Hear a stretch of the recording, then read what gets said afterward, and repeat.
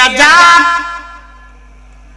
হে আমার মা বোনেরা, ঘরের মধ্যে যদি শ্বশুর শাশুড়ি থাকে তাও শুনিয়া যান। কয়েক বছর আগে কয়েকজন হাজিরা একসাথে হজ করার জন্য রওনা। তাদের মধ্যে দুই ভাই ছিল আপন। বাস্তবতা থেকে বলি, ওয়াসালকার নির্জীবন বাস্তব থেকে আপনাদেরকে শোনাচ্ছি। আহা, তার মাঝে আজকে একটা বাস্তব ঘটনা শোনাই। বন্ধুরে, মক্কার ইমাম হও আর মদিনার ইমাম হও, বাইতুল আকসার ইমাম হও, আর তুমি ধর্মযুদ্ধে যায় যদি শহীদ হয়ে যাও, মা বাবা যদি বেজার হয়, আল্লাহর কসম জান্নাত কিন্তু নসিব হবে না। এক কথা বলেন ঠিক কিনা? ওই দুইটা লোক হজে গেছে, সাথে আরো হাজিরা আছে। যিনি হজ করাইতে নিলেন ওনাদেরকে কি বলে? মুআল্লিম বলা হয়। তারা বাংলাদেশ থেকে মক্কা জেদ্দা বন্দরে নামার পরে ওই সবাইকে নিয়ে গাড়িতে করে হোটেলে নিয়ে আসছে। হোটেলে আনার সঙ্গে সঙ্গে ওই দুই ভাই একসঙ্গে তারা অন্ধ হয়ে গেল। সৌদির বড় বড় ডাক্তার দেখাইলো, কিন্তু কাজ হয় না। ডাক্তার বলে চোখের মধ্যে তো কোনো রোগ নাই, কিন্তু আল্লাহর বান্দারা বলে রোগ নাই তো বটে, চোখে দেখি না। ওই দুই ভাই একসঙ্গে তারা অন্ধ হয়ে গেল। মুআল্লিম বলল, ঠিক আছে অন্ধ হোক, কিন্তু আমরা তাদেরকে হজ করাবো। হজের আনুষ্ঠানিকতা যা কিছু আছে সব হলো, সাফা মারওয়া দৌড়াদৌড়ি হলো। ওই অন্ধ অবস্থায় হুইল চেয়ারে করে মুআল্লিম তাদেরকে বিশেষভাবে হজ করাইলেন। কাবা ঘর তাওয়াফ করাইলেন, মাকাম ইব্রাহিমে নামাজ পড়াইলেন। হজ শেষ হয়ে যাওয়ার পরে তারপরে তাদেরকে নিয়ে যাওয়া হলো মদিনায়। তখনও চোখ ভালো হয় না। মদিনার জিয়ারা শেষ হয়ে যাওয়ার পরে ওই দুই ভাইকে নিয়ে আসা হলো।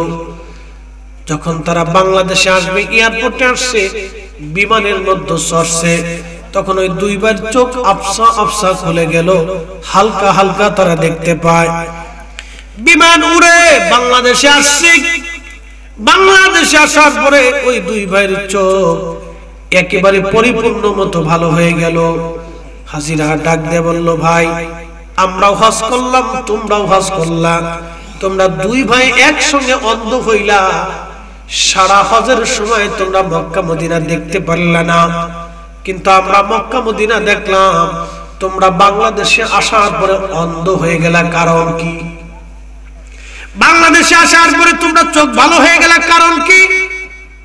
সারা মক্কা মদিনায় তোমাদের চোখ অন্ধ, বাংলাদেশে আসার পরে আমার চোখ ভালো হয়ে গেল, বলবা জীবনে কি অপরাধ তোমরা করছো? বলবানি, বলো তোমাদের জীবনের কি অপরাধ আছে? ও বাজান, আল্লাহর শাস্তি তখনও ছিল, এখনো আছে, আগামীতেও হবে। আল্লাহ দুনিয়ার থেকে শাস্তি দিয়ে নেয়, পৃথিবীর ভিতরে আল্লাহ শাস্তি দেয়।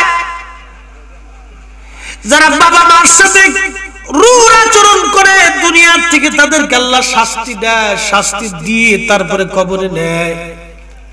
দুই ভাই কেঁদে দিয়ে বললেন, হাজিরা তোমরা মক্কা মদিনা দেখছো, কিন্তু আমাদের মক্কা মদিনা দেখার নসিব হলো না।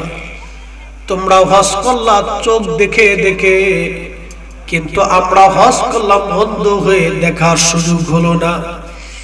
হাজিরা রে, আমাদের টাকার অভাব নাই, বাড়ি গাড়ি খাবারের কোনো অভাব নাই, কিন্তু আমাদের বৃদ্ধ মা বাবাকে আমরা দুই ভাই বৃদ্ধাশ্রমে রাখছিলাম।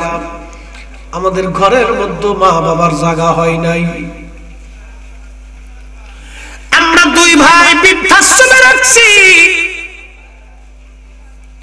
আমরা দুই ভাই বৃদ্ধাশ্রমে রাখছি, মা বাবার বৃদ্ধাশ্রমে রাখছি, আমাদের ঘরে বাবা মার জায়গা হয় নাই।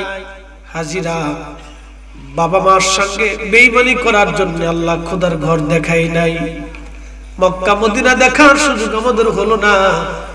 বুঝতে পারলাম দুনিয়া থেকে কেন মক্কা মদিনা আল্লাহ দেখাইলো না, কেন আমরা অন্ধ হলাম। আজকে বুঝতে পারছি, বাবা মার সঙ্গে বেয়াদবির কারণে, বাবা মার সঙ্গে রূঢ় আচরণের জন্য বৃদ্ধাশ্রমে পাঠানোর জন্য আজ আমাদের অবস্থা। আনোয়ারপুরের মুসলমান, হাবিবগঞ্জের মুসলমান যুবক, আজ আপনারা ভালো করে শুনে যাবেন, শিখে যাবেন। পায়ে হাত দিয়ে বলে গেলাম, আল্লাহ রাসূল বলেন, উম্মত যে বাবা মা পাইলো কিন্তু খেদমত করে জান্নাত নিয়ে যেতে পারলো না, সে ধ্বংস হয়ে যাক। যে বাবা মা পাইলো কিন্তু খেদমত করে জান্নাত নিয়ে যেতে পারলো না, সে ধ্বংস হয়ে যাক।